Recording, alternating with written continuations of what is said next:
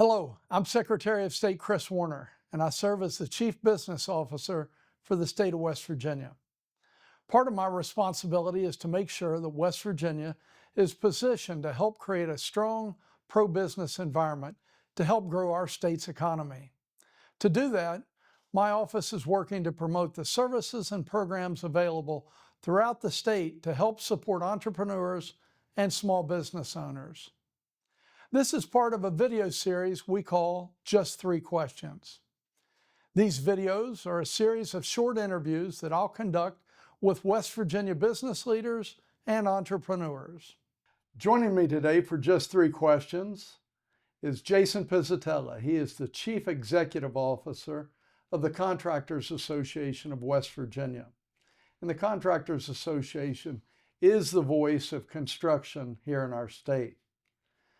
Their association was founded in 1923 and consists of over 500 businesses with 20,000 employees in municipal, utility, building, highway, and industrial contracting. Jason, thank you very much for joining us. Mr. Secretary, thank you for having me. I really enjoy these segments. Thank you. You know, the Contractors Association and their partners build the roads that we drive on every day. They build the schools and the stores in our neighborhoods and the bridges that we cross. So let's get started on our questions, Jason. The association has helped build a better West Virginia for over 100 years.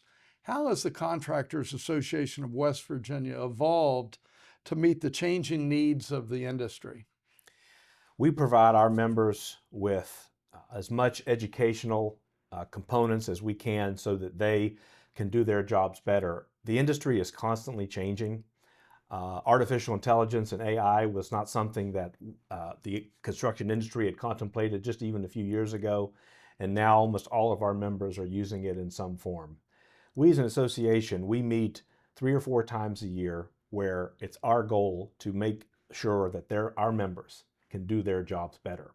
You know, our motto is hard at work, and if you've seen the signs out on the interstate, give them a break, hard at work. Our goal as an association is to provide those businesses that have decided to be a part of our organization an edge in their business.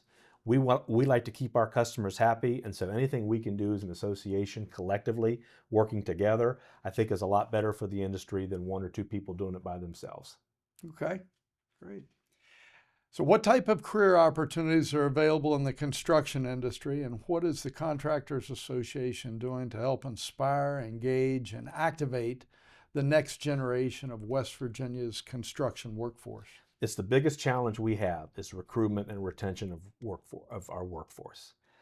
We as an association have started a few programs since I started in 2022. One is called Build West Virginia, and the other is called Build It Up, a program that we started in the fourth grade classrooms in Putnam County schools in the fall of 2023, which we've since expanded to Kanawha, Raleigh, and Berkeley County schools through the support and generosity of our members.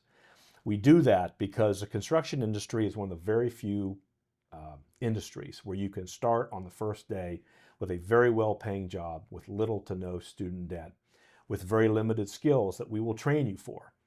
The state of West Virginia, through the West Virginia Invests program, and our members will collectively pay for someone to go get a credential.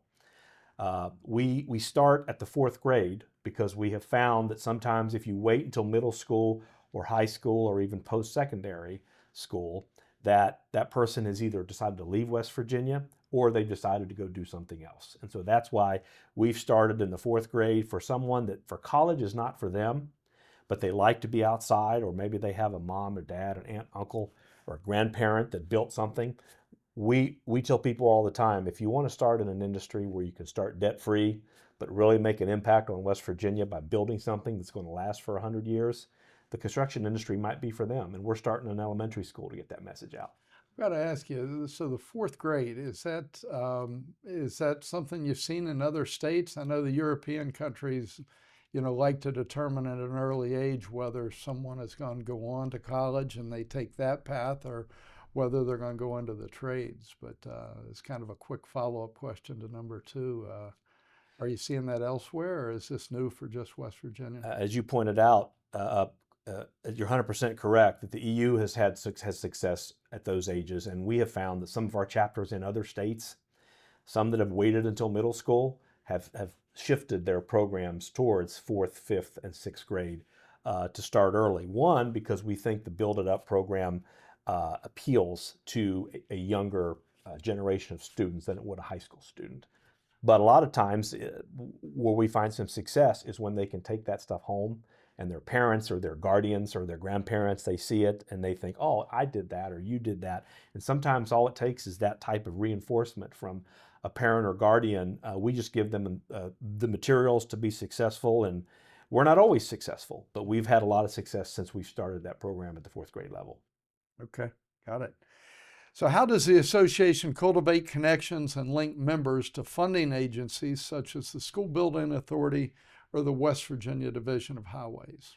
That's a great question, and the vast majority of our work is public work, and the state of West Virginia is our biggest customer.